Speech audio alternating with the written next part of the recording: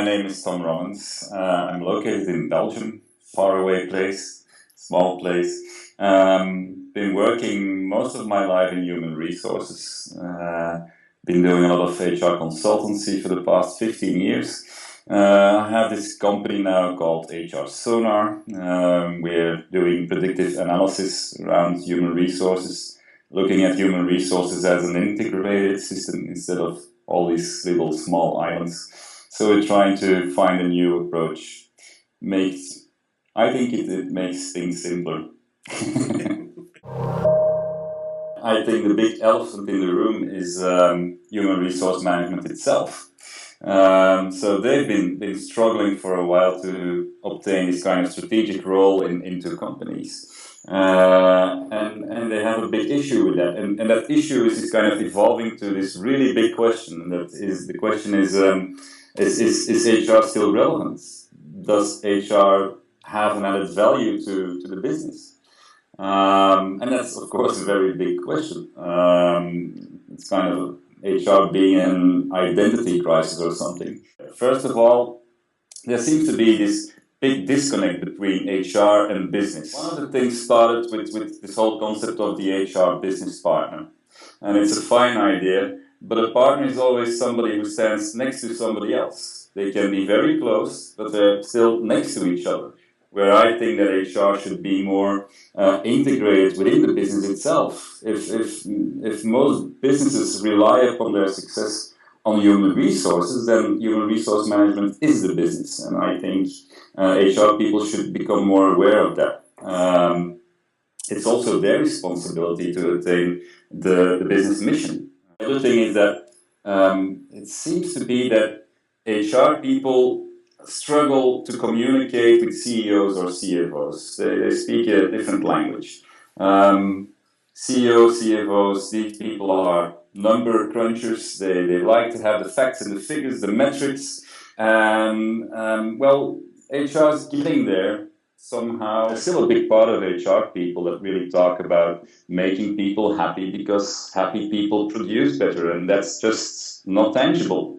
So if you talk to a CEO like that, they're kind of wandering off and thinking, okay, what am I going to eat tonight? So they're not interested anymore. Not so long ago, IT had the same issue. I mean, there was also this big question. I mean, what is IT doing here? It's just a support function. But now in every boardroom, you see a CTO. So if the IT guys could manage it, why wouldn't the HR people be unable to do that? On the other hand, I do think that also CEOs and CFOs should kind of start getting out of that number world as well. They should kind of leave some room for surprise. I told you that I'm in the business of predictive analysis. But I mean, that's not a complete story. You cannot predict everything. You cannot only just look at the numbers. Leaving a bit of room for surprise, for innovation means also that there should be a bit of room for some fun. I mean, I do think that some companies forget about the fact that salary really is not a motivator. The first one is the big 2015-2020 issue. So a lot of researchers have been warning us for quite a while now that soon there will just not be enough highly educated people on the market to fill in all the key positions, even leading towards the fact that we will not have enough people to staff all these positions, which will mean that even some companies will not be able to do their operations properly. You have that on the one side, people knowing, okay, I have some special talents and they're worth something. On the other hand, we see organizations that they have not really been consistently nice or considerate or even loyal to their employees. So if you do 1 + 1 = 2, that leads us into the much bigger issue that is at hand. And I have to admit that I'm struggling with that myself. It's hard to find a solution to it. But so we're evolving to this hybrid market. So all these people that know, yeah, I'm worth something, they want to work at home, they want to do more with their children, their family, and at the same time, of course, earning some money and having some fun while doing that. So you have a lot of independent workers. You can call them whatever you want, contractors, consultants. temps, and their number is actually growing. So we will come into a situation that, yes, I mean, talents will become more spare, but these talents will not be kind of trying to get into your company. I mean, that's already gone for for a long time. But now they also have their own little companies, and they will tell you what they want to earn, and they will tell you when they want to work and how they want to work, and so you cannot. It's a big issue for companies, because what to do with company culture, with all these kind of, yeah, nomads coming into your company, coming in, leaving. But how can I bind somebody who actually doesn't want to be bound by any organization? I mean, keep it simple. Numbers and facts are very important. I mean, I would be preaching against my own business if I if I would say that they are not. But I mean, if you're working with numbers and facts, you can go really into all kinds of details. You can go in and overanalyze a situation, so that you're not seeing the bigger picture anymore. You only see numbers. And I think that's the point where some people make the wrong decisions. That's one thing.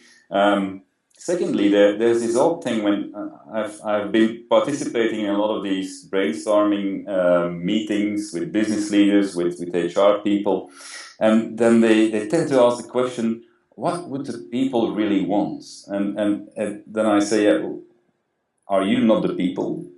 And what do you want? Because both HR as senior managers sometimes tend to kind of make this distance between themselves and the ordinary people. And I think that's very strange. So most of the time we get some results if we go back to, what do you want? What do you like about this company? What don't you like about this company? How would you like to operate here? The other thing is, and I'm going completely away from the numbers, is that, well, in the end, we're working with human beings. A lot of people will not like it, but I mean, working with human beings also means that you have to take into consideration emotions. Just a simple advice: if you're working with humans, stay human yourself. And if you have all the data, and if you have all the numbers and all the facts, then you have a good basis. You need them to have a certain insight in what's happening.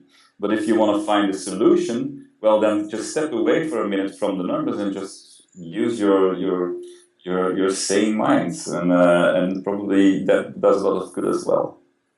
Use the numbers to explain some of the emotions. Use the numbers to have an insight. But I mean, don't try to calculate the solution. Then I mean, go a bit further than that.